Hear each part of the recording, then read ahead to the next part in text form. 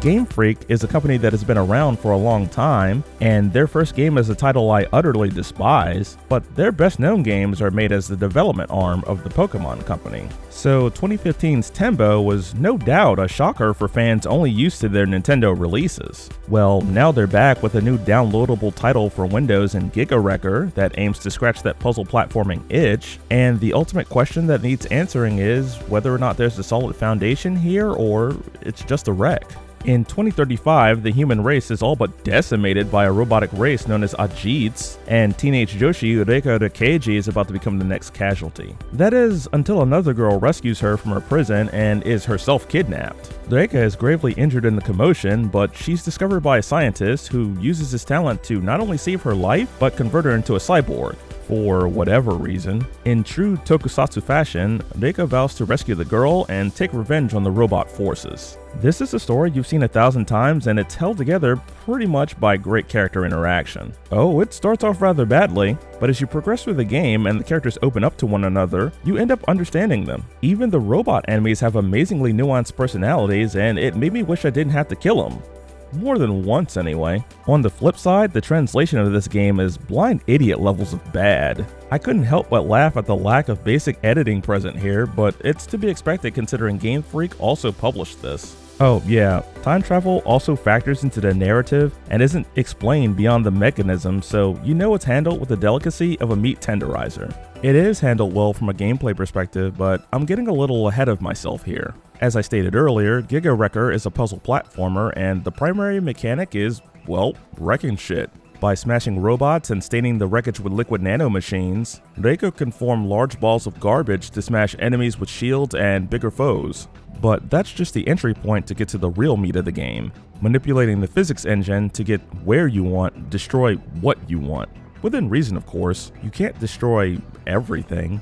You can, however, take your debris ball and, say, compress it into a heavy block to stand on or act as a weight for a lever, or maybe turn your debris into a javelin, creating a makeshift ledge. These abilities, in use, combine to perform the vectors for attacking environmental puzzles of increasing complexity, where success leads you to terminals to learn more moves, switches opening lift doors in the vicinity, and locks for bigger doors leading to special rooms or bosses.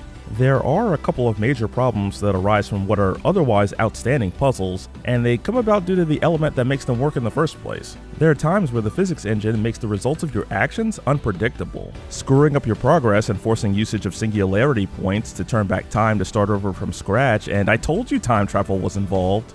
Your debris lock technique also interacts with broken rocks, causing your block to roll away, and why the hell is collision even active on non-interactive objects? I actually died a few times due to this. That doesn't really matter though, because a lot of failures in this game result in death anyway, and you restarted in the general vicinity, so it's pretty inconsequential. There's a skill tree that opens and branches out as you gain your main abilities, fed by blue orbs you collect as you progress, and most of your skill points will unlock extra health, making that inevitable end come just a bit later. The skills themselves make general travel easier, and you could say they break some of the puzzles, but the weight and momentum based nature of them ensures there's no one way to do some of them anyway, so it really wouldn't be that true of a statement.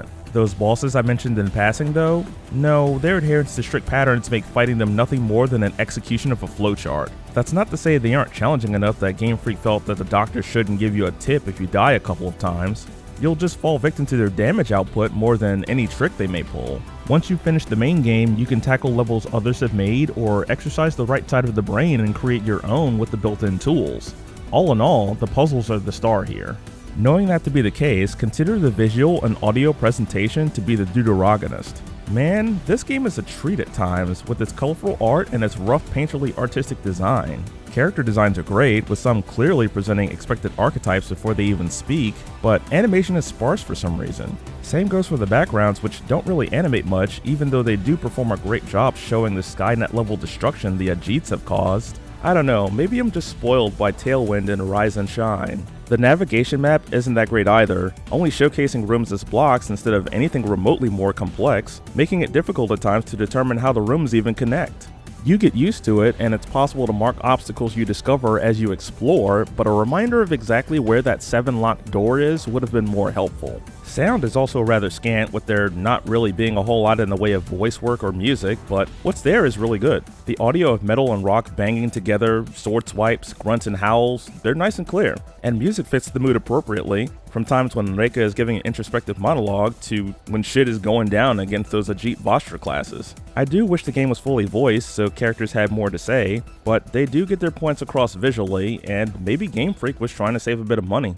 Underneath it all, GIga Wrecker is an outstanding game that feels good to play, has a damn near perfect challenge curve, a must for any title in the genre, has great character interaction, and decent presentation that'll even please if your PC is a potato. Definitely a good purchase at $20 if this is your type of game, or even if you simply want a gateway drug. Simply put, it's not a wreck by any means.